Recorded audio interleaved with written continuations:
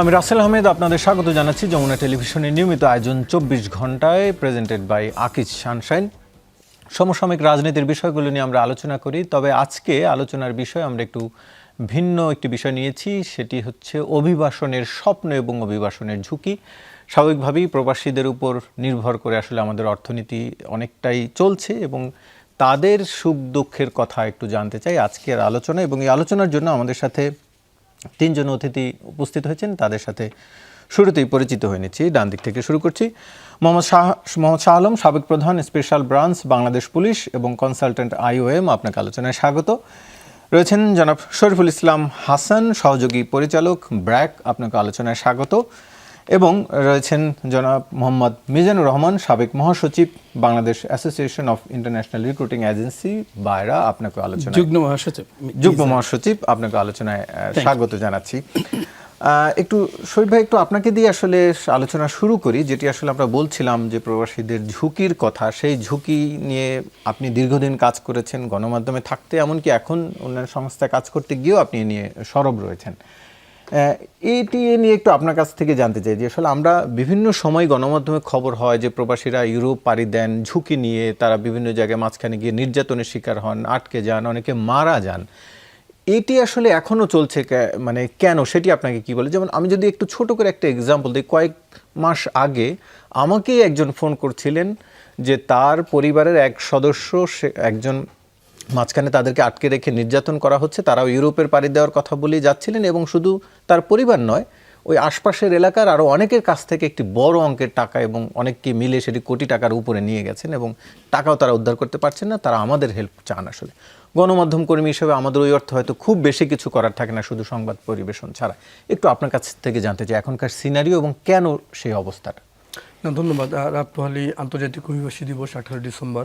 আমাদের 1 কোটির বেশি প্রবাসী বাইরে থেকে তাদেরকে শুভেচ্ছা, অভিনন্দন। কারণ যেটা আপনি বলছিলেন, তারাই বাংলাদেশের অর্থনীতির ভিত্তি। এই যে অর্থনীতির ভিত্তি, রেমিটেন্স, স্বপ্ন, মানুষ ভাবে কি যে বিদেশ চলে গেলে আমার সমস্ত সমস্যার সমাধান হয়ে যাবে, আমি খুব ভালো থাকবো।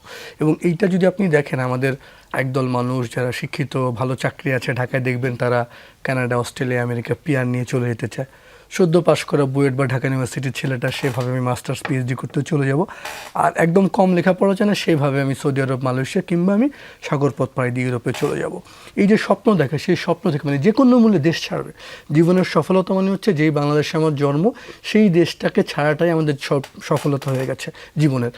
এই মুহূর্তে যদি আপনাকে বলি, এই বছরের জানুয়ারি থেকে অক্টোবর, এই 10 মাসে সারা পৃথিবীর মধ্যে, পৃথিবীর 200-এরও বেশি দেশ, এই সারা পৃথিবীর মধ্যে যেই দেশগুলো থেকে সবচেয়ে বেশি লোক ভূমধ্যসাগর পাড়ি দিয়ে ইউরোপে ঢোকার চেষ্টা করেছে, বাংলাদেশ আজকে এই মুহূর্ত পর্যন্ত সেই তালিকায় সারা পৃথিবীর মধ্যে প্রথম। বাংলাদেশের পরে আছে সিরিয়া, আফগানিস্তান, ইরাক, সুদান। আপনি নাম শুনেই বুঝছেন যে এই দেশগুলোতে যুদ্ধপরিত, সেই দেশগুলো মানুষ হয়তো জীবন বাঁচাতে যাচ্ছে। আর বাংলাদেশের মানুষ একটা স্বপ্নে যে আমি সাগর পাড়ি দিয়ে ইউরোপে যাব, সে এই ঝুঁকি নিয়ে, দেখেন বাংলাদেশ থেকে প্রায় 6000-এরও বেশি কিলোমিটার দূরে লিবিয়া, সেই লিবিয়া গিয়ে সেইখান থেকে তারা সাগরপথ পাড়ি দিয়ে ইউরোপে ঢোকার চেষ্টা করছে। এবং আমাদের গবেষণা আমরা দেখছি, যারা কথা বলছে লিবিয়া থেকে ফেরত আসার পর, এইভাবে যেতে গিয়ে অন্ততপক্ষে আপনার প্রায় 90% মানুষ তাদেরকে লিবিয়াতে ক্যাম্পে রেখে রীতিমতো নির্যাতন করা হয়, টর্চার করে। তার পরিবারকে বলা হয় আরও 10 লাখ, 15 লাখ, 20 লাখ, এইভাবে 30, 40, 45, 50, আমাদেরকে মাদারীপুরের পুলিশ জানিয়েছে 67 লাখ পর্যন্ত টাকা পর্যন্ত দেওয়ার ঘটনা ঘটেছে। এটা তো শুধু একটি ইউরোপের যাওয়ার পথে তা না, আমাদের লোকজন, আপনি বিশ্বকাপ ফুটবল বা ক্রিকেট উপলক্ষে পাচার হয় শুনবেন, যুদ্ধ চলছে রাশিয়ায়, সেই যুদ্ধে বাংলাদেশিদেরকে আপনার নেওয়া হচ্ছে, যে বাংলাদেশিরা সেখানে যাচ্ছে, ভালো চাকরি থাকবে, এরকম প্রলোভন দিয়ে তাদেরকে নেওয়া হচ্ছে। সাইবার স্ক্যামের শিকার হচ্ছে আমাদের লোকজন, আপনার থাইল্যান্ড, আপনার কম্বোডিয়া, এই জায়গায়। এমনকি আগে তো শুধু যে বাংলাদেশ থেকে পাচার হয় তা না, আপনার হয়তো মালয়েশিয়া আছে, আপনার হয়তো মধ্যপ্রাচ্যের দুবাইতে বা কোনো জায়গা আছে, সেখানে তার হয়তো কাজ নাই, সেইখানে তাকে বলা হচ্ছে এখানে তোমার কাজ নাই, তুমি তো ইউরোপ যেতে পারো। তাকে দুবাই থেকে ইরান হয়ে, তার্কি হয়ে আবার আপনার এই লিবিয়া, ইউরোপ যাওয়ার চেষ্টা করেছে। ইরানের সিন্ডিকেট নিয়ে শাহ আলম স্যারের সাথে আমরা দীর্ঘদিন কাজ করছি, স্যার ভালো বলতে পারবে। এই যে দেখেন, বাংলাদেশের স্বপ্নটাকে কেন্দ্র করে আপনার এখন নানান জায়গায় এই যে পাচারকারী চক্র গড়ে উঠেছে। কেন গড়ে উঠেছে? আপনি দেখেন, আমাদের যে রিক্রুটমেন্ট সিস্টেম, আজকেও আমাদের আন্তর্জাতিক অভিবাসী অনুষ্ঠানে আমাদের মাননীয় প্রধান উপদেষ্টা বলেছেন দালাল নির্ভর। আপনি কেন দালাল নির্ভর? দালাল ছাড়া কি আমাদের সরকার বা এমন বিকল্প ব্যবস্থা কি করতে পেরেছে যে রিক্রুটিং এজেন্সিরা আছে, সমস্ত রিক্রুটিং এজেন্সির অফিস পাবেন আপনি পল্টনে কিংবা গুলশানে, বনানীতে। এখন নোয়াখালী, কুমিল্লা বা লক্ষ্মীপুরে যে লোকটা বিদেশ যেতে চায় তার সাথে এই গুলশান পল্টনের সম্পর্কটা কীভাবে হচ্ছে? এখানে আপনার মাঝখানে ধাপে ধাপে দালাল, এই দালালরা চলে আসছে। আর যখন অনিয়মিত পন্থা যাচ্ছে সেখানে আপনি ইতালি থেকে বা লিবিয়ায় বসে তারা নিয়ন্ত্রণ করছে। এই যে পুরো পাচার চক্রটা হচ্ছে, অনিয়মিত অভিবাসন হচ্ছে, এবং আমরা আমাদের গবেষণায় দেখেছি বাংলাদেশের বেশিরভাগ মানুষ তারা কোনটা পাচার কোনটা অনিয়মিত অভিবাসন সেটাও সে বোঝে না। সেভাবে আমি যে কোনো মূল্যে বিদেশ চলে যাব, এই যে মরিয়া হয়ে বিদেশ যাওয়ার। এবং প্রায় প্রতিটা কেসে ঘটনাতে পরিবার কী করে, পুরো বিষয়টা খুব গোপন রাখে। যখন সে বিপদে পড়ে তখন সে আমাদেরকে জানায় বা পুলিশের কাছে যায়। তার মানে এই পুরো জায়গাটা দেখুন, যদি বলেন আপনি এই রাশিয়া যুদ্ধ বলেন বা এই যে অনিয়মিত অভিবাসন বলেন বা ইউরোপে এত লোক যাচ্ছে, এই যে বাংলাদেশ সারা পৃথিবীর মধ্যে প্রথম হচ্ছে, এই প্রথম হওয়া কি আমাদের জন্য গর্বের? আমাদের সরকারগুলো উন্নয়নের সব আমলে, সেই আইয়ুব খান থেকে শুরু করে আজ পর্যন্ত আপনি সরকারগুলোর আমলে আপনি উন্নয়নের বুলি শুনবেন সব সময়, আমাদের দেশ এই হয়ে গেছে, মধ্য আয়ের দেশ হয়ে গেছে। তো ভাই, তোমার মধ্য আয়ের দেশ, তোমার উন্নত দেশ, তোমার দেশের লোক যে কোনো মূল্যে সাগর পাড়ি দিয়ে ইউরোপ যেতে চায় কেন? শুধুই কি অর্থনৈতিক কারণ, নাকি আমাদের এখানে অন্য কোনো সমস্যা আছে? তাহলে অভিবাসন ব্যবস্থাকে আমরা আদৌ সুশাসন আনতে পেরেছি? আপনি সব সরকারগুলো বলে সফল, তারা আমরা এত কিছু করেছি, আমরা এই আইন করেছি। আপনি এয়ারপোর্টে গিয়ে লোকটাকে জিজ্ঞেস করেন বিদেশ যাওয়ার ক্ষেত্রে আগে তার কত টাকা লাগতো, 5 লাখ টাকা লাগলে এখন কি তার চেয়ে কম লাগছে? তার কি প্রতারণা বেড়েছে বা কমেছে? যে বিদেশে আছে সে কি ভালো আছে? তাহলে আপনি দেখবেন এই যে সাধারণ মানুষের যে দুর্ভোগ, একজন মানুষ যখন ঠিক করে আমি বিদেশ যাব, তখন থেকে তার পাসপোর্ট, মেডিকেল, তার ডিমান্ড আনা, টিকিট, প্রতি ধাপে ধাপে হয়রানি। তারপর সে যখন বিদেশে যায়, যাওয়ার পর সৌদি আরব বলেন বা অন্য জায়গায় 50-55 ডিগ্রি তাপমাত্রা, মরুভূমি, করুণ পরিবেশ, তারপর সে এত কষ্ট করে যে দেশে টাকা পাঠায়, সেই টাকা পাঠানোর বিনিময়ে বাংলাদেশ $30 বিলিয়ন গত বছর পাঠিয়ে এলো। এই যে প্রবাসীরা আজকে, যে বাংলাদেশ দরিদ্র দেশ না, আমাদের যে ঋণ নির্ভর দেশ না, তার তো একটা বড় কারণ আমাদের প্রবাসী রিমিটেন্স। তো যারা সেই প্রবাসীরা পাঠায় তাদের জন্যে আপনাকে যদি আমি বলি, আপনারা দেখতে পারেন যে আজকে আন্তর্জাতিক অভিবাসী দিবস বলে একটা প্রকাশনা বের হয়েছে। সেই প্রকাশনায় আমি দেখছিলাম সেখানে 20-25টার মতো ছবি আছে। প্রথম 4-5টা সব ছবি হচ্ছে আমাদের উপদেষ্টা মন্ত্রীদের, তারপরে সবগুলো ছবি সচিবের। আপনি সেইখানে কোনো জায়গায় অভিবাসীদের কোনো ছবি খুঁজে পাবেন না, তার গল্পটা খুঁজে পাবেন না। তো তার মানে যেই মানুষগুলোর আপনি জন্যে কাজ করছেন আপনি, সেই মানুষগুলোকে কি আমরা দেশে বিদেশে কোথাও সম্মান দিচ্ছি? আমরা কি অভিবাসন ব্যবস্থাপনা ঠিক করার চেষ্টা করছি? টিকিটের দামকে আমরা কমানোর চেষ্টা করছি? 31,000 লোক, মানে 31শে মের মধ্যে গত বছর মালয়েশিয়া যারা কথা ছিল তারা কি সবাই যেতে পেরেছে? পুরো জায়গাটা যদি আপনি দেখেন, স্বরাষ্ট্র মন্ত্রণালয়, প্রবাসী কল্যাণ মন্ত্রণালয়, পররাষ্ট্র মন্ত্রণালয়, কোনো একটা ঘটনা ঘটলে সিআইডি, পুলিশ কে করবে? এমন এই সময়ে এসে প্রযুক্তি যেখানে আপনার অনিয়মিত অভিবাসন বা মানব পাচারে গুরুত্বপূর্ণ ভূমিকা রাখছে, সেই জায়গাগুলোতে কিন্তু আমরা আমাদের আইনশৃঙ্খলা রক্ষাকারী যে ট্র্যাক করা, কারা এই কাজগুলো করছে, তারাও কিন্তু আমাদের ধরাছোঁয়ার বাইরে থেকে যাচ্ছে। এবং এত কিছুর পরেও যদি বলেন, এই যে আমাদের জনগোষ্ঠীর এই মুহূর্তে 3-4 কোটি তরুণ, আমি শেষকৃত এই কথা বলে, আপনি আর 15-20 বছর পর এই তারুণ্য পাবেন না। তাহলে আমার এই যে তারুণ্যকে যে দক্ষ করে যে বিদেশ পাঠানোর, সেই কাজটা কিন্তু আমরা করতে পারি না। আপনি গত 20 বছরের সরকারের সমস্ত ভাষ্য উল্টান, একই আলোচনা, আমরা আমাদের দক্ষ করে লোক পাঠাবো, আমরা বৈধ পথে পাঠাবো, কতটুকু প্রোগ্রেস হলো আপনি দেখেন, কতটুকু লোক দক্ষ গেল।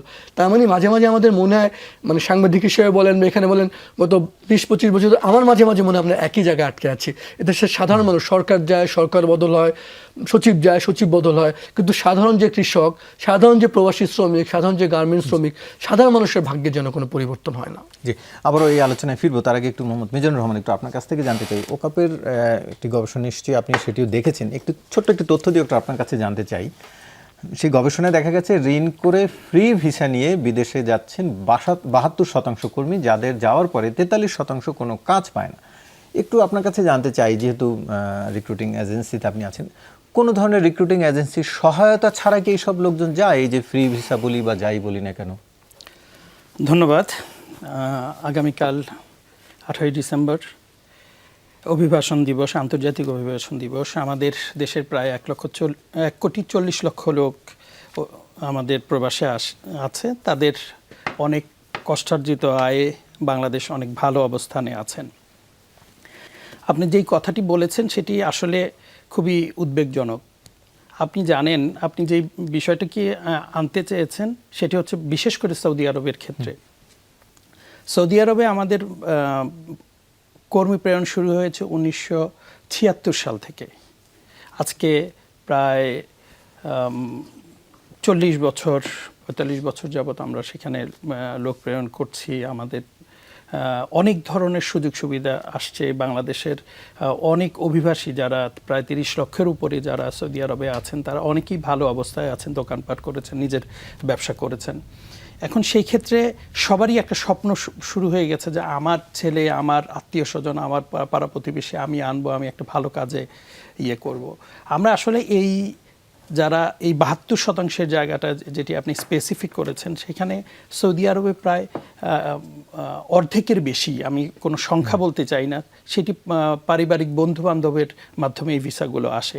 FNF আমরা যাকে বলি, ফ্রেন্ড অ্যান্ড ফ্যামিলির মাধ্যমে যে ভিসাগুলো আসে, এই ভিসাগুলো আসলে কোনো না কোনো রিক্রুটিং এজেন্সির মাধ্যমে যেতে হয়। কারণ হচ্ছে সৌদি দূতাবাস কখনোই কোনো ভিসা স্ট্যাম্পিং দেয় না কোনো recruiting agency, authorise recruiting agency ছাড়া। এখন বর্তমানে আমাদের সরকার একটি ওয়ান স্টপ সার্ভিসও করেছেন, যেখানে তারা নিজের বিএমইটি পারমিশন কিংবা ম্যান পাওয়ার পারমিশনটা নিজে নিতে পারেন। কিন্তু এই ক্ষেত্রে আমাদের যেহেতু প্রায় 1200-র উপরে রিক্রুটিং এজেন্সি আছে যারা এই ভিসাগুলো স্ট্যাম্পিং করে দেয়, দায়বদ্ধতা কিন্তু তাদের কাছে চলে আসে। এটি পারিবারিক মাধ্যমে আসুক কিংবা সরকার জানে এটি XYZ যে কোনো একটা রিক্রুটিং এজেন্সির মাধ্যমে আসছে, এবং এইখানে আমাদের এই দায় অস্বীকার করার মতো কোনো উপায় নেই। বাট আপনি যখন দেখবেন যে কোনো আত্মীয় স্বজন তার ভিসাটাকে পাঠাচ্ছে, সেই লোক তার দায়িত্ব নিয়ে সে স্ট্যাম্প করে আমাদেরকে বলে যাচ্ছে কিংবা সরকারকে বলে যাচ্ছে যে আমরা আমাদের দায়িত্বে বিদেশে যাচ্ছি, এই জায়গাটুকুকে আমাদের অনেক বেশি কনসার্ন হইতে হবে। আমাদের বর্তমান সরকার এবং আগামীতে যারা আসবেন তাদেরকেও এই বিষয়টিকে উৎসাহ দিলে হবে না। কোনো না কোনোভাবে রিক্রুটিং এজেন্সির মাধ্যমে ট্রেনিং করে দক্ষ কর্মী যে প্রেরণের কথা শরীফ ভাই বলেছেন, এটি আসলে সকলের চেষ্টা, সকলের চাওয়া। আমরা রিক্রুটিং এজেন্সি দেখেন, আমরা একটা লোক পাঠাবো, সেই লোকটা গিয়ে ভালোভাবে কাজ করবে, ভালো বেতন পাবে, এর চাইতে বড় সুনাম কিন্তু আমাদের আর নাই। এর চাইতে বড় চাওয়া কিন্তু একটা রিক্রুটিং এজেন্সির মালিক হিসেবে আমাদের চাওয়া নাই, কিংবা আমাদের বাইরের সদস্যদের নাই। কিন্তু প্রতিবন্ধকতা যেই জায়গাটা, সেটা হচ্ছে যে আমাদের আজকে যেই কথাটা দালাল বলতে আমাদের মাননীয় প্রধান উপদেষ্টা যাদেরকে বলতে চেয়েছেন, আপনারা একেবারেই সাধারণ মানুষের দ্বারগোড়ায় যেতে পারেন, কোনো কর্মী কিন্তু আমাদের কাছে আসে না। আমরা যদি একটা সার্কুলার পেপারে দেই, সেই পেপারের সার্কুলারটার চাইতে বেশি আন্তরিক হয় যে আমার চাচা গেছে, আমার মামা গেছে, আমার আত্মীয় স্বজন গেছে, আমার ভাই আমাকে নিবে, উনি আমার ভালোই চাইবে।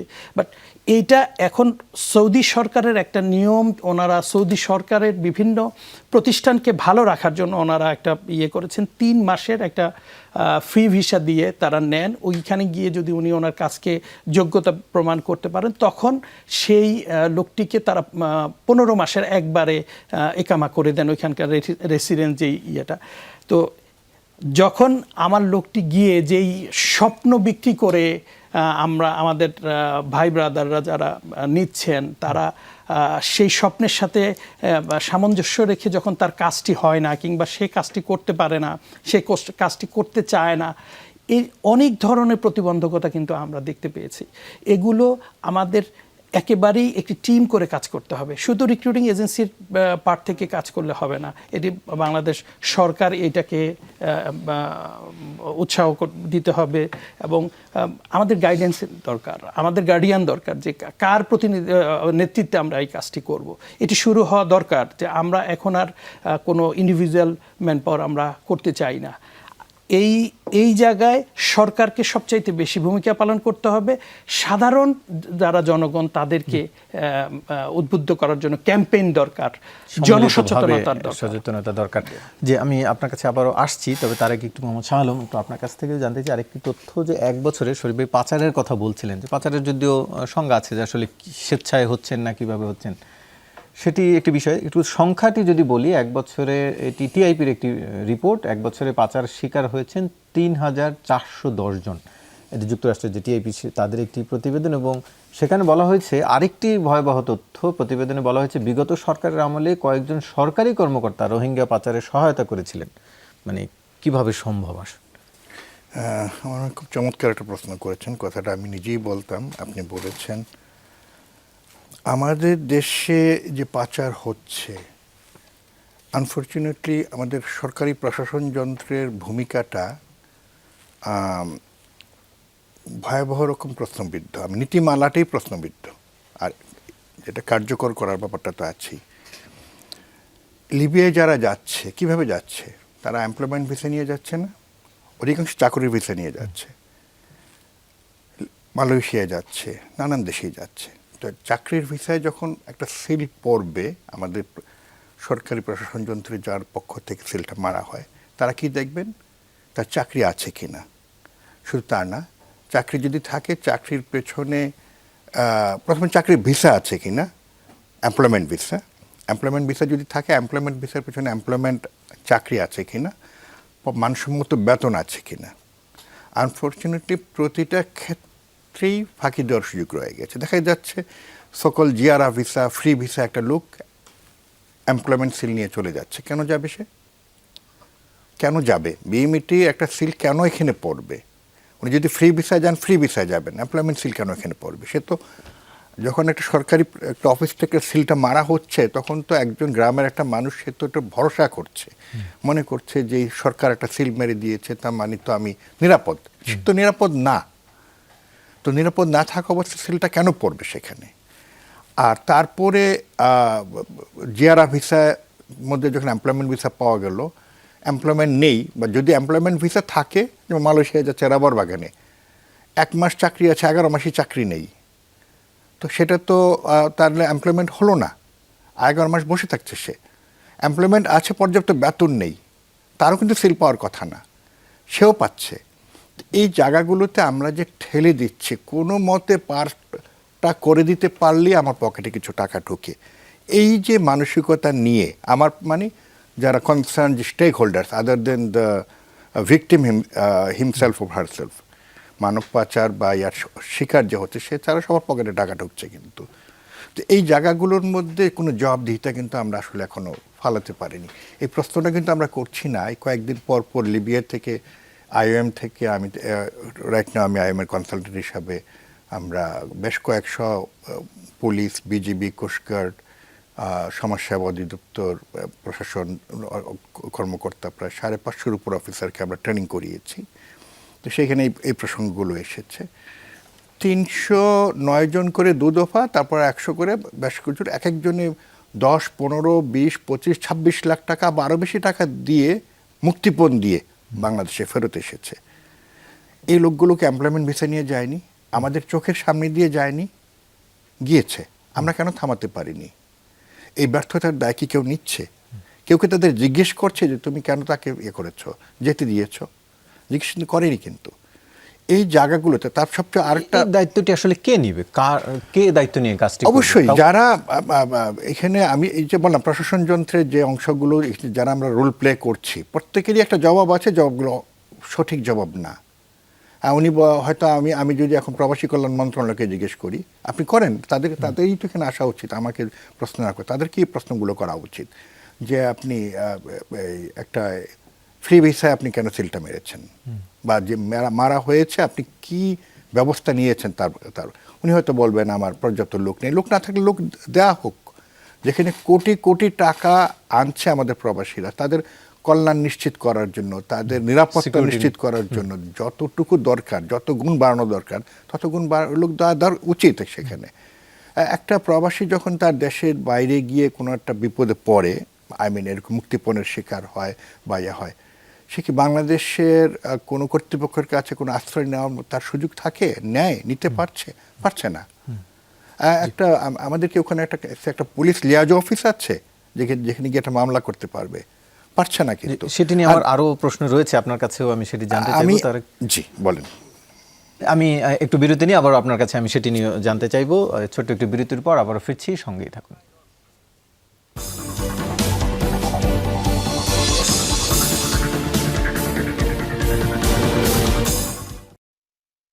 আপনার সন্তানের ভালোবাসায় ও সুস্বাস্থ্যে বেড়ে উঠতে প্রয়োজন সানশাইনে তৈরি ঘরের খাবার। সানশাইন আটা ময়দা সুজি ভালো। আবারও স্বাগত, দেখছেন 24 ঘন্টা আলোচনায় ফিরছি। মোহাম্মদ মিজানুর রহমান, আপনি কিছুটা যোগ করতে চাইছিলেন। আমি পাশাপাশি আরেকটি প্রশ্ন একটু আপনার কাছে দিয়ে একবারই ফ্লোরটা আপনার কাছে দিই।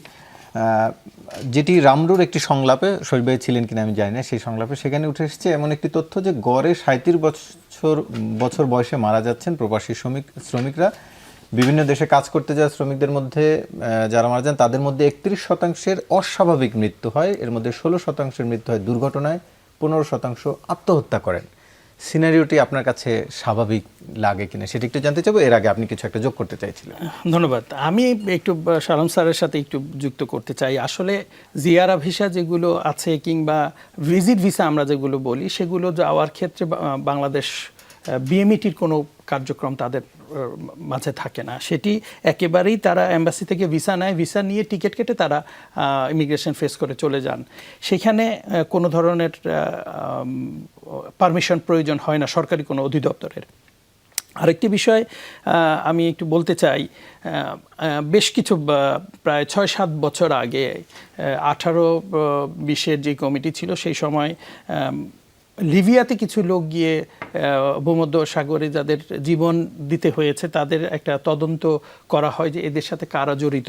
একটি জায়গায় আলহামদুলিল্লাহ আমাদের বাইরের সদস্যরা একদম স্পষ্ট হয়ে আসছে যে এই মানে চক্রের সাথে, আমি চক্রই বলবো, এই মানব পাচার চক্রের সাথে কোনোভাবেই সেই তদন্তে কোনো রিক্রুটিং এজেন্সি জড়িত ছিল না। আমরা মনে করি, বাইরে থেকে আমরা দাবিও করি, যেহেতু আমরা বাংলাদেশের অথরাইজড রিক্রুটিং এজেন্সি যাদের মাধ্যমে বিদেশে শ্রমিক যাবে এবং মানে সরকারের নিয়মনীতি মেনেই যাবে, এটাই আমরা ওন করি, সেহেতু আমরাও চাই যে এই ধরনের পদক্ষেপ বন্ধ করা হোক। ইউরোপে বাংলাদেশের কর্মী যাওয়ার ক্ষেত্রে সাধারণত এইটা বেশি হয়। আমি শরীয়তপুরের মানুষ, শরীয়তপুর এবং মাদারীপুরের এই অঞ্চলটারই অনেক বড় অংশের একটা ছেলেপেলে তারা মনে করে যে তারা যদি ইউরোপ যেতে পারে তাহলে তাদের জীবনের একটা নিরাপত্তা হয়, তাদের স্ত্রী এবং সন্তানদের নিয়ে তারা যেতে পারবেন, তারা ওই দেশে কোনো না কোনোভাবে সিটিজেনশিপ পাবেন। এবং এটার আছে, কোনো বাংলাদেশে কোনো কর্মী বলতে পারবে না যে তারা বৈধ পন্থায় কেউ আমেরিকাতে গেছে। আমেরিকাতে এখন প্রায় 1 লক্ষের উপরে লোক আছে আমাদের। ইউরোপে প্রায় 5-7 লক্ষ লোক আছে যারা বিভিন্নভাবে চলে গেছে। আমি এখানে বলতে চাই বাংলাদেশ সরকার ইউরোপের বিভিন্ন দেশে একটু কাজ করতে পারে যাতে এই যাতায়াতটা যাতে অফিসিয়াল হয়। এতে আমাদের শ্রমিকরা মৃত্যুর হাত থেকে বেঁচে যাবেন। যেটি আমাদের শরীফুল হাসান সাহেব বললেন যে আজকে পর্যন্ত এই ভূমধ্য সাগর দিয়ে যাওয়ার ক্ষেত্রে যে পরিমাণ, সেই পরিমাণটা সবচাইতে বেশি হচ্ছে বাংলাদেশিদের। এটি আমি মনে করি আমাদের সরকারের জন্য একটা চ্যালেঞ্জ যে এটিকে একটি অফিসিয়াল রেগুলার পর্যায়ে আনার। আপনি যেই প্রশ্নটি করেছেন, বাংলাদেশের একটি কর্মীও কোথাও মৃত্যুবরণ করুক সেটি কোনো রিক্রুটিং এজেন্সি কিংবা বাংলাদেশের সাধারণ জনগণও সেটি চায় না। একটি মানুষ যখন দেশের বাইরে যায়, সে অনেক কিছুর বিনিময়ে অনেক ত্যাগ তিতিক্ষা মানে ফেস করে তারা দেশের বাইরে এই রেমিডেন্স যোদ্ধা হিসেবে যায়, যাদেরকে আমরা স্যালুট করি। আজকের দিনে তাদের বিশেষ একটি দিন, সেই দিনটাকে আমরা তাদের জন্য স্মরণ করি। আজকে 16% লোক যারা যায়, যেটি বললেন যে অ্যাক্সিডেন্টে যারা মারা যায়, এই মৃত্যুকে আপনি কখনোই থামায় রাখতে পারবেন না। সেটি আমাদের সচেতনতার অনেক বেশি প্রয়োজন আছে, সেটিকে আমরা নোটিশ করব। পাশাপাশি যেই কথাটি আপনি বললেন এটি অনেক অ্যালার্মিং, যে বাদ বাকি যেই অংশটুকু আত্মহত্যা করে, এটি আমাদের কারো কোনোভাবে কাম্য হতে পারে না। এটি আসলে কতটা আত্মহত্যা নাকি এইভাবে আসলে আসে, এটি পারিবারিক সমস্যা হইতে পারে। সে অনেক টাকা খরচ করে গেছে, সেই টাকাটা সে আনতে পারতেছে না, যেই উপার্জন করে তার সংসার চালাবে কিংবা তার আত্মীয় স্বজনকে দিবে কিংবা তার বাবা মার ভরণ পোষণ করবে, সেই ধরনের যেই দৃষ্টিভঙ্গি, সেই দৃষ্টিভঙ্গির সাথে তার পরিস্থিতিটা মিলছে না। আমরা যে কথাটি আসলে স্পষ্ট আমি বিভিন্ন জায়গায় বলেছি যে আমাদের মাঝে মিডলম্যান যারা আছেন তারা হচ্ছে স্বপ্ন বিক্রেতা, তারা এমনভাবে উপস্থাপন করেন যে আপনি বিদেশে গেলেই আপনি সোনার হরিণটা সবকিছু পেয়ে যাবেন, পেয়ে যাবেন। কিংবা স্বর্ণের ডিম দেওয়া হাঁসটা আপনি পেয়ে যাবেন। এরকমভাবে আসলে আমাদের সিস্টেমটাকে একটু বদল করতে হবে, কিংবা একটু পরিবর্তন করে ট্রেনিং সেন্টারের মাধ্যমে, আপনি জানেন আমাদের প্রায় জি, আমি 110টি ট্রেনিং আমি আসছি আপনার কাছে সেই প্রসঙ্গ জানবো যে কিভাবে আসলে এটি দূর করা যেতে পারে, কি পরামর্শ আপনাদের। তার আগে একটু মোহাম্মদ শাহ আলম, একটু আপনার কাছ থেকে জানতে চাই যে 2016 সালে 1,18,000 নারী শ্রমিক বিদেশে গেছেন এবং 1 দশক পরে এবছর সেপ্টেম্বর পর্যন্ত তথ্য পাওয়া গেছে 40,000 গেছেন। এই যে নিম্নগতি, এর পেছনে একটা বড় কারণ বলা হয় যে নির্যাতন। নানানভাবে নারী শ্রমিকদের নির্যাতনের খবর আমরা গণমাধ্যমে পাই বা করি আমরাও। একটু জানতে চাই যে আসলে সরকারের কি রোল এখানে? নারী শ্রমিক যারা গেলেন তার নির্যাতনের খোঁজ কতটা রাখেন, কিংবা তার চিকিৎসা হচ্ছে কিনা সেই খোঁজ কতটা রাখেন আসলে সরকার? আমি তার আগে আপনার কথাটা জবাব দিচ্ছি, তার আগে যে কথাটা বলছি, মাইগ্রেশন কস্ট একটা বড় একটা ইস্যু। রিক্রুটিং এজেন্সির স্বপ্ন বিক্রেতার দায়টা শুধু দালালের উপর দিলে হবে না। এই দালালকে যারা পোষে রিক্রুটিং এজেন্সিগুলো, তাদেরকে কার্যকরভাবে এটা নিতে হবে, আমি যেটা মনে করি। আর এই যেটাকে বলে এই মাইগ্রেশন কস্ট, যেটা সরকারিভাবে 84,000 টাকার মধ্যে আমার কিন্তু লোকগুলো পাঠানোর কথা। আমরা নিচ্ছি কত? আমি আজ থেকে আরো 10-15 বছর আগের কথাই বলছি, তখন নিতে হতো 2.5 লাখ টাকা করে, এখন না হয় 5 লাখ টাকা করে। এই টাকাটা কিভাবে নির্ধারণ হয়? যে আমি মালয়েশিয়ার কাজ করতে চাই, আমি আগামী 2 বছরে কত আয় করব?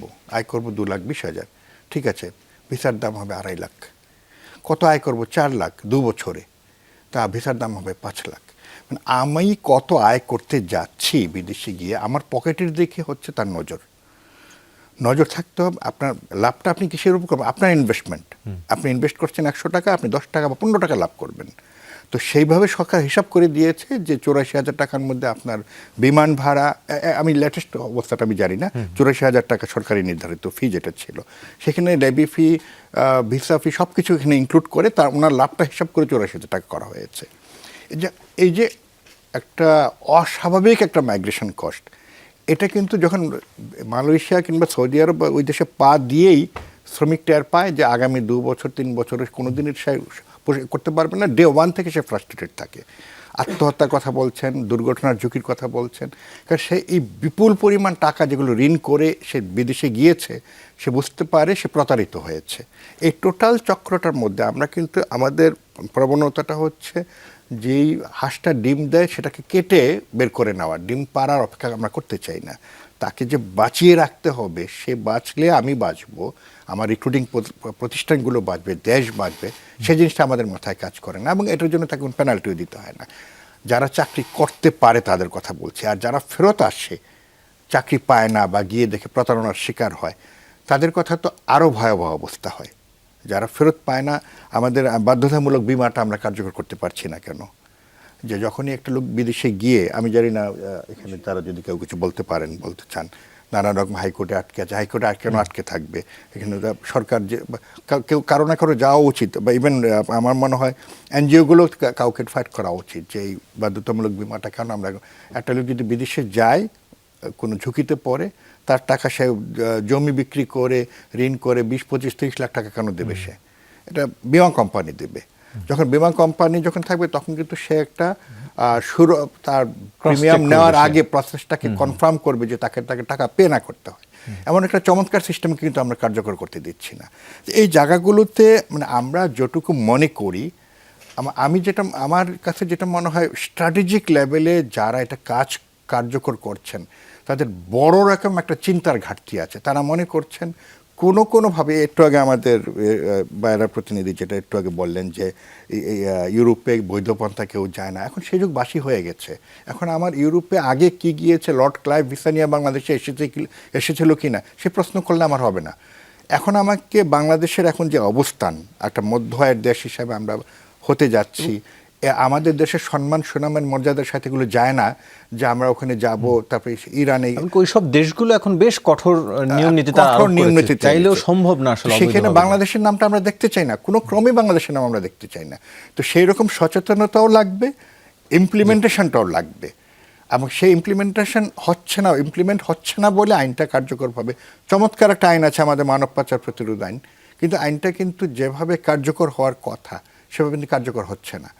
আর আপনি ওই লিবিয়ার ব্যাপারে, এটা সত্যি, এটা আমি হয়তো আমার বলতে হয়েছে, কিন্তু লিবিয়া বাদ দিলেও আশেপাশের যে দেশগুলো, ইরাক বা আগে ইরানে ছিল, প্রচুর লোক যাচ্ছে যারা ফ্রি ভিসায় যাচ্ছে, জিয়ারা ভিসায় যাচ্ছে এবং বিএমইটি ক্লিয়ারেন্স নিয়ে যাচ্ছে, এবং রিক্রুটিং এজেন্সিগুলো সেখানে অ্যাক্টিভলি এখানে তারাও এর রোল মধ্যে রোল প্লে করছেন করছেন বা ইনভলভ হচ্ছেন বলে মনে ইনভলভ করছেন। হচ্ছেন। জি, শরীফ ভাইকে একটু আপনার কাছ থেকে জানতে চাই, যেটির কথা দুজনই আসলে তুললেন, যে ইউরোপের বাজারে শ্রমশক্তির, আপনিও কিছুটা প্রথম পর্বে বলছিলেন, আমাদের প্রতিবেশী দেশ যারা ভারত কিংবা নেপাল, বা তাদের শ্রমিকরা ঠিকই ইউরোপের বাজারে যাচ্ছেন, এবং ইউরোপের বাজারে যে চাহিদা, দক্ষ শ্রমিক তারা চান এবং দক্ষতার ভিত্তিতে বৈধ পথেই যাওয়া যাচ্ছে, তাহলে আমরা কেন পারছি না? সংকটটা কোথায়? না, ধন্যবাদ। আপনি যে সৌদি আরবের কথাই বলছেন, সৌদি আরবের নারী শ্রমিকদের কথা বলছিলেন, দেখেন সৌদি আরবের নারী শ্রমিক কারা যায়। আমি এই প্রশ্নটা যখন সৌদি আরবে নারী কর্মী পাঠানোর হয়, তখন আমি প্রায় সবাইকেই বলি, আমাদের যারা সৌদি আরবে নারী পাঠানোর পক্ষে, আমি বলি যে আমাদের সরকারের কোনো মন্ত্রী সচিব কি তার কোনো গরিব আত্মীয়কে সৌদি আরবে ডোমেস্টিক ওয়ার্ক হিসেবে পাঠাবে? কেউ বলুক, পাঠাবে না।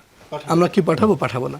আচ্ছা, আমাদের গরিব আত্মীয় স্বজন বাদ দিলাম, আমাদের বাসার যে মেয়েটা কাজ করে, সেই মেয়েটা যদি আমাদের নির্ভরশীল হয়ে আমরা তার উপর পছন্দ করি, আমি কি আমার বাসার কাজে মেয়েটাকে পাঠাবো না। তাহলে যেখানে আমি আমার কোনো গরিব আত্মীয় বা আমি আমার বাসার কাজের মেয়েটার জন্য নিরাপদ বোধ করি না, কোনো রিক্রুটিং এজেন্সি কি তার কোনো গরিব আত্মীয়কে পাঠাইছে সৌদি আরবে?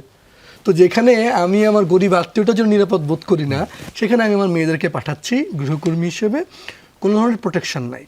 আমি বলছি না সব নিয়োগকর্তা সৌদি আরবের খারাপ, কিন্তু ধরেন যদি একজন নিয়োগকর্তা খারাপ হয়, সে যদি মনে করে মেয়েটাকে এক্সপ্লয়েট করবে, কি প্রোটেকশন মেকানিজম আছে? এই যে সৌদি আরবে আপনি বললেন প্রায় 50% নির্যাতনের আপনি শিকার সৌদি আরবে যা 70টা হচ্ছে প্রত্যেকটা মেয়ে তার ভালনারেবিলিটি, সে ঝুঁকি দেখিয়ে আর্থিক এবং সামাজিক ঝুঁকিতে আছে, সে চরম গরিব, তার আর্থিক সংকটটা এতই খারাপ, তাকে বলা হয় যে তোমার তো এখানে কোনো কিছু হবে না, তুই চলে আসো। তাকে যে নেওয়া হয়, নেওয়ার পর এইখানে অনেক সময় আমরা সংখ্যা দিয়ে বিচার করি, এই যে 5 লাখ মেয়ে গেছে, আচ্ছা খারাপ অবস্থা তো 10,000-এর, বাকি তো 90% ভালো হচ্ছে। কিন্তু আপনার একটা মেয়েও যদি রেপ্ট হয়, একটা মেয়েও যদি, এবং সৌদি আরবে যে 200-এর বেশি নারী আত্মহত্যা করলো, এরা কারা? এই সমস্ত মানুষ, মেয়েদের জীবনে এত ঝড়ঝাপটা গেছে, তারা কোনো আত্মহত্যার কথা ভাবে না। আমরা সাইকোলজিস্টের সাথে কথা বলেছি, তারা বলেছে ওইখানে তার জীবন এমন অপ্রত্যাশিত কিছু ঘটে যার ফলে সেখানে ঘটে। আমি আবারও বলছি সব নিয়োগকর্তা খারাপ না, কিন্তু যেই নিয়োগকর্তা কোনো একটা মেয়েকে টর্চার করে, মানে টর্চারটা আমাদের অবজারভেশনে 3 ধরনের। প্রথমত, আমাদের মেয়েদের সমস্যা তারা অ্যাডাপ্ট করতে পারে না। ধরেন নোয়াখালীর বা সিলেট বা সাতক্ষীরার একটা নারী যে কোনোদিন ঢাকা শহর দেখে নাই, সে চলে যাচ্ছে সৌদি আরবে, যে হয়তো রাত 8টায় ঘুমাইতো, ওইখানে সৌদিদের দিনই শুরু হয় রাত 8টায়, তাদের জীবনযাপন, সে গভীর রাত পর্যন্ত জাগে, তার খাবার ডিফারেন্ট। তো এবং মেয়েরা তো খুব শিক্ষিত না, বেশিরভাগ তারা ওখানে অ্যাডাপ্টই করতে পারে না, কাজ করতে পারে না, তখন তাকে মারধর, শারীরিক নিয়ম কতভাবে হয়, শরীরে গরম আয়রন দিয়ে পুড়িয়ে ফেলা, চুল ফেলে দেওয়া, ছাদ থেকে ফেলে দেওয়া, যত ধরনের নির্যাতনের সম্ভব সবগুলো ধরনের নির্যাতন। এবং তারপরে থার্ড যেটা আমরা বলি সেটা হচ্ছে সেক্সুয়াল এক্সপ্লয়টেশন। এত নিপীড়ন হওয়ার পর আপনি যে 40,000 মেয়ে গিয়েছে, এই 40,000 মেয়ের প্রত্যেকটা তারা হচ্ছে এখানে ভালনারেবল, সেই কারণে গিয়েছে। যদি সৌদি আরব সত্যি সত্যি আমাদের ডোমেস্টিক সেফ হয়, আমাদের মিজান ভাই তার গরিব আত্মীয়টাকে পাঠাক, নারী আত্মীয়টাকে পাঠায় দাও, আমার সচিব সাহেব, মন্ত্রী সাহেব তার গরিব আত্মীয়টাকে পাঠাক, তারা তো পাঠায় না। তো আমি যেটা আমি কোনো একটা পদে থাকলে আমার তো সবার জন্য ভাবতে হবে, তো যেটা আমার বোনের জন্য নিরাপদ না, সেখানে আমি আমার নারীদেরকে পাঠাচ্ছি। আমি বলছি না নারীরা বিদেশ যাবে না, অবশ্যই নারীরা বিদেশ যাবে, আপনি পাঠান, আপনি জর্ডানে গার্মেন্টস ওয়ার্কার পাঠান, আপনি হংকংয়ে পাঠান, আপনি দেখেন জাপান আপনি গত 10-15 বছর ধরে বলছে আমার কেয়ার গিভার লাগবে, কত দিব? বাংলাদেশ যদি কালকে বলে 2 লাখ দিব, তারা 2 লাখ নিতে রাজি। আপনি দেখেন আমাদের হঠাৎ করে মনে হবে যে জাপান গত 6 মাসে আগুছা হচ্ছে, তা না, 10 বছর ধরে জাপান বাংলাদেশ থেকে কর্মী চাইছে। নেপাল যেখানে বছরে 50,000-55,000 কর্মী পাঠাতে পারছে এত জনজের, আমরা সেখানে কর্মী পাঠাচ্ছি বছরে 2,000, 3,000, 4,000। এবং আজকে আমাদের অন্তর্বর্তী সরকারের প্রবাসী কল্যাণ উপদেষ্টা আসিফ নজরুল বলেছেন আমরা এই বছর 6-7 হাজার 8 হাজার পাঠাতে পেরেছি, 12 গত বছর হচ্ছে দ্বিগুণ। তার মানে নেপালের চেয়ে আমরা পিছিয়ে আছি অন্তত 10 গুণ। তাহলে এই যে আমার সারা দেশের সমস্ত টেকনোলজি সেন্টার সমস্ত কিছু মিলে কেন আমি পাঠাতে পারছি না? কারণ আমি তো N4 লেভেল শেখাতে পারছি না। এই যে আপনি জেলা জেলা বিশ্ববিদ্যালয় করবেন, জাতীয় বিশ্ববিদ্যালয় আমাদের পৃথিবীর দ্বিতীয় বৃহত্তম বিশ্ববিদ্যালয়, 30-32 লাখ ছেলে মেয়ে পড়ে। তাহলে আপনি এই 30-32 লাখ ছেলে মেয়েকে আপনি প্রথম বর্ষ থেকে তাকে আপনি জাপানি সরকারি ল্যাঙ্গুয়েজ বা শেখান। বেসরকারি যে ট্রেনিং সেন্টারগুলো সেখানেই বা কি হয়? আমি সেটাই বলছি, এই তো দায়িত্ব ছিল। আপনি সরকার তো তাহলে প্রথম বর্ষে বলতে পারতো জাতীয় বিশ্ববিদ্যালয়ের ছেলেটাকে যে তুমি জাপানি ল্যাঙ্গুয়েজ শেখো, তুমি স্কিল ওয়ার্কার হিসেবে জাপানে যাও, তাহলে তার মাসে ইনকাম প্রায় 1.5-2 লাখ টাকা। তাহলে আমরা পুরো রাষ্ট্রযন্ত্র মিলে, আপনি যে সৌদি আরবের লোক যাবে, আমি যদি সৌদি আরবের উদাহরণ দিই আপনাকে, 2020-21 অর্থ বছর আমাদের সৌদি আরব থেকে রেমিটেন্স আসছে $5.7 বিলিয়ন। গত 5 বছরে সৌদি আরবের লোক গেছে 25 লাখ, রেমিটেন্স আপনার আসছে লাস্ট অর্থ বছরে 3 বিলিয়নের কম, মানে আপনার 2 বিলিয়ন কমছে। তাহলে আপনার 25 লাখ লোক পাঠায় 2 বিলিয়ন কমলে আপনার রাষ্ট্রে কি লাভ হলো? কেউ কেউ হয়তো সাধারণ মানুষ যারা, তারা মনে করে যে টাকা হুন্ডিতে পাঠাইছে। হুন্ডিতে কোনো টাকা আসে না। হুন্ডিতে ওই যে লোকটা আয় করে সে কাউকে দেয়, ওই সৌদি আরবের টাকা, দুবাইয়ের টাকা ওইখানেই থেকে যায়। কি হয়, বাংলাদেশে যে সরকারি কর্মকর্তাদের ঘুষ, দুর্নীতি, লুটপাট, এই টাকাটা এখানে পেমেন্ট করা হয়। তাহলে কি হয়, আপনার যখন এই অবৈধ কর্মী যায়, টাকা যখন বৈধ পথে আসে না, তখন আপনার হবে হচ্ছে কি মানি লন্ডারিং, তখন আপনার হবে করাপশন, লুটপাট। বহু লোকজন এই জিনিসটা বুঝেন। তাহলে এই যে আপনার টোটাল করাপশন সিস্টেমটা আমাদের অভিবাসন খাতে সুশাসন আমরা আনতে পারিনি। আপনার যদি পারতাম, জাপান বা ইউরোপের কথা আমরা আলোচনা আসছিলাম, ইউরোপ এখন দক্ষ লোক চাইছে। ইউরোপ তো আপনার জেনতনের লোক চায় না, তার জার্মান বলেন বা ইউরোপীয় দেশের প্রবীণ জনগোষ্ঠী বেড়ে গেছে, তারা প্রত্যেকে চায় স্কিল ওয়ার্কার। ইতালি বাংলাদেশের সাথে এগ্রিমেন্ট করেছে, ইউরোপ বাংলাদেশের সাথে ট্যালেন্ট পার্টনারশিপ করেছে। কি, যে ট্যালেন্ট পার্টনারের সাথে তোমাকে আমার স্কিল করে দক্ষ লোক আমি নিতে চাই। সময় দক্ষ লোক চাইছে, কিন্তু আমরা কি দক্ষ লোক তৈরি করতে পারছি? আমাদের একদল লোক যারা বিশ্ববিদ্যালয়ে পাশ করেছে, আপনার অফিসের জন্য যমুনা টেবিলের জন্য অফিস সহকারী চান, আপনি 50,000 CV পাবেন। আপনার একজন এক্সপার্ট টেকনিশিয়ান চান, ভিডিও এডিটর চান, আপনি 3 জনও পাবেন না। এই যে জাতিগতভাবে আমরা কেরানি তৈরির যে শিক্ষা ব্যবস্থা, সেখান থেকে যে আমরা দক্ষ লোক তৈরি করবো, আমি শেষ করি এই কথাটা বলে, আমি ইউরোপের সুইজারল্যান্ডের বাসে ঘুরছি, তোরা ওদের সুইজারল্যান্ড সম্পর্কে বলছে, এই রাষ্ট্র রান বাই 3H।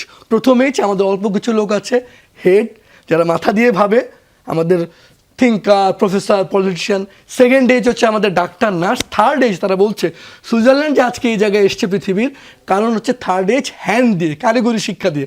আপনি ইউরোপে যান, কারিগরি শিক্ষা দিয়ে লোক 1.5-2 লাখ টাকা চান। আমাদের সবাইকে বিশ্ববিদ্যালয়ে টেকনিক্যালি আমরা কাদেরকে পাঠাচ্ছি, লেখাপড়া জানে না।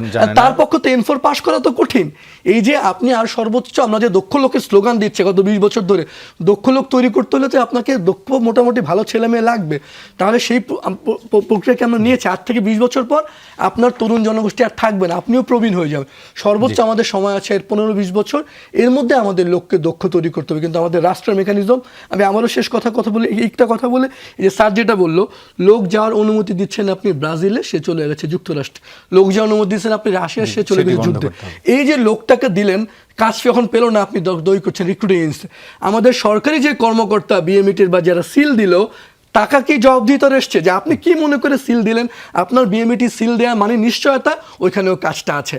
ওই কর্মকর্তা লোকটা তো মনে করছে যে সরকারি সিল পেয়েছে, আমি ঠিক আছে, তাকে কি আপনি জবাবদিহিতা আনেছেন? আমাদের কোনো সময় এই জবাবদিহিতা থেকে আমাদের সরকারি আমলাতন্ত্র সবসময় বাদ থেকে যায়। জি, আবার আলোচনায় ফিরছি, তার আগে একটু বিরতি নিয়ে আসি। দর্শক সঙ্গে থাকুন, ফিরছি কিছুক্ষণের মধ্যেই।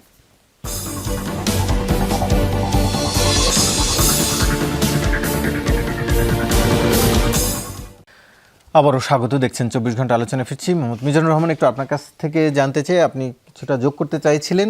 পাশাপাশি আসলে যেই শ্রমিকগুলো নির্যাতিত হয়ে ফিরে আসে, তাদের রিহ্যাবিলিটেশন আসলে কতটা হয়, সেটি নিয়ে একটু আপনার তথ্য জানতে চাই।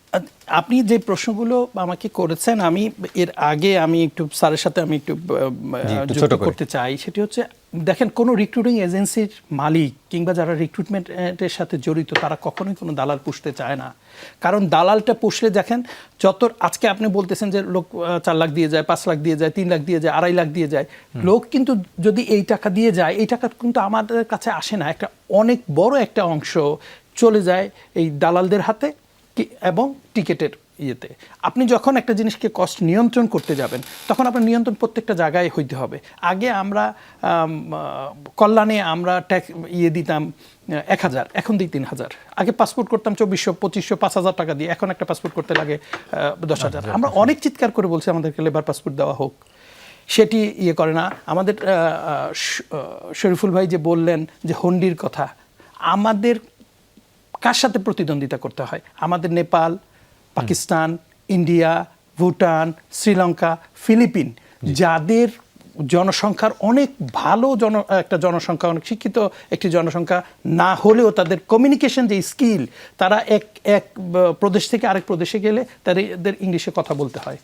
এই জন্য তারা কিন্তু অনেকটা আগায় যায় আমাদের চাইতে। নেপালের কথা বললেন আপনি, ইন্ডিয়ার কথা বললেন, তারা ইউরোপে যেতে অনেক ভালো একটা স্কিল নিয়ে তারা যেতে পারে, তাদের সেই ব্যবস্থাও আছে। কস্ট যদি আমাদেরকে কাট অফ করতে হয় তাহলে প্রত্যেকটা ক্ষেত্রে আমাদেরকে দৃষ্টি দিতে হবে যে কোন কোন ক্ষেত্রে আমরা কস্টটাকে কমাতে পারি। শুধু রিক্রুটিং এজেন্সির কস্টটাকে যে আপনি কাটবেন সেরকম না। আমি আরেকটু বলতে চাই, আপনি সৌদি আরবের যেই কথাটা বলছেন আমাকেই ইন্ডিকেট করে শরীফুল ভাই বললেন যে আমি কি চাই কিনা আমার আত্মীয় স্বজন ইয়েতে যাক। আমরা কেউ কিন্তু চাইনি। 2006 সাল থেকে 2015 সাল পর্যন্ত সৌদি আরবে কোনো বড় রকম রিক্রুটমেন্ট হয় নাই। কেন হয় নাই?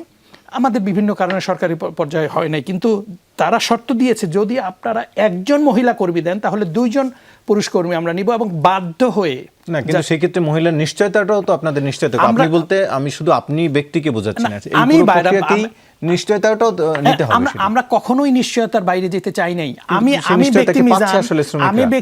আমি একটু সময় যেহেতু কম, একটু শরীফের কাছ থেকে জানতে চাই। শরীফ ভাই, একটু অবৈধ হয়ে 10 বছরে বৈধ পথে বিদেশ গিয়ে অবৈধ হয়ে ফিরেছেন প্রায় 7 লাখ বাংলাদেশে। আপনি নিশ্চয়ই আরো ভালো জানেন আমার থেকে এই তথ্য, এবং এটি নিয়ে আসলে একটু আপনার কাছে জানতে চাই। যারা ফিরে আসছেন তারা খালি হাতে ফিরে আসছেন, অনেকেই যারা আপনারাই দায়িত্ব নিয়ে ফিরে আনছেন, তাদের রিহ্যাবিলিটেশন, তাদের মানসিক ট্রমাস, আপনি যেটা বলছেন আমাদের আসলে কত লোক ফেরত আসছে তার তো একদম সঠিক কোনো ডেটা সরকারের কারো কাছে নাই। কিন্তু যদি ডিপোর্টি হিসেবে বলি, মানে ডিপোর্টেশন সেন্টার কোনো জেলখানায় ছিল, ট্রাভেল পাস নিয়ে আসছে, এরকম লোকের সংখ্যা প্রতি বছর প্রায় 1 লাখ হয়ে যায়, 80 থেকে 90 হাজার।